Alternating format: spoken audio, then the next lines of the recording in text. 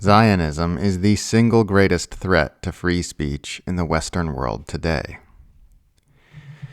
The Irish-language hip-hop trio Kneecap is being investigated by British counterterrorism police following a controversial appearance where the group performed in front of the words, "Fuck Israel, Free Palestine" during a music festival in the United States. Zionist outrage over the incident led to a video being shared on Twitter by a man named Danny Morris, who works for Community Security Trust, a British organization dedicated to supporting Israel in the name of fighting anti-Semitism. The video apparently shows Kneecap chanting "Up Hamas, Up Hezbollah" at a London concert last November, which is the official reason the group is now under investigation. By designating Hamas and Hezbollah as terrorist organizations and then passing laws against support for prescribed terrorist groups, the British government has effectively given itself the authority to stomp out any speech which can be deemed supportive of armed groups opposing Israel's abuses in the Middle East today, and has been using this authority to persecute journalists and activists in the UK.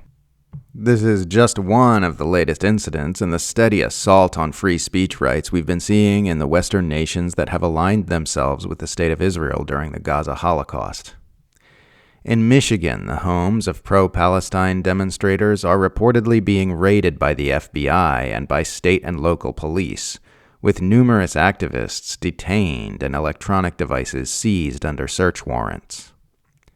A new policy unveiled by the Trump administration's National Institutes of Health bans researchers and university employees from participating in any activism involving boycotts or divestment from the State of Israel, or even advocating such measures.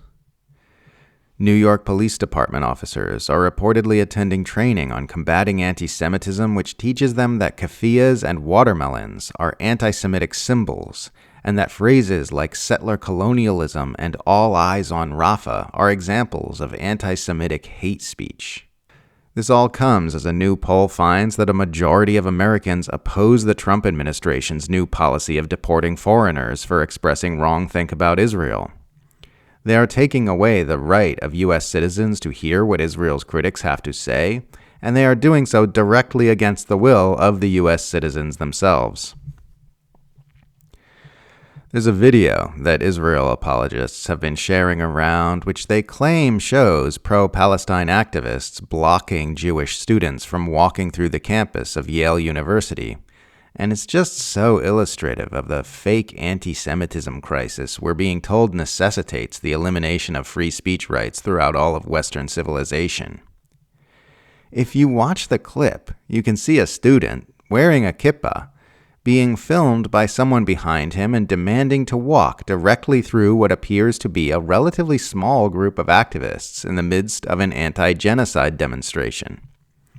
The demonstrators are heard telling him to walk around them, which is what any normal person does when they wish to be on the other side of a physical human body, or indeed any physical object.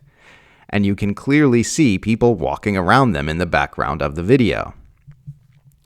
This is like walking up to a cheer squad in the middle of a human pyramid, demanding to walk through them, and then claiming they refused to do so because they hate your religion. It's just so transparently batshit insane, but it's being shared around in all seriousness by Zionist pundits and politicians as a sign of an anti-Semitism crisis at a prominent university. This is the kind of evidence that's being cited for the need to stomp out free speech in our society. I'm going to keep saying it until the message gets through.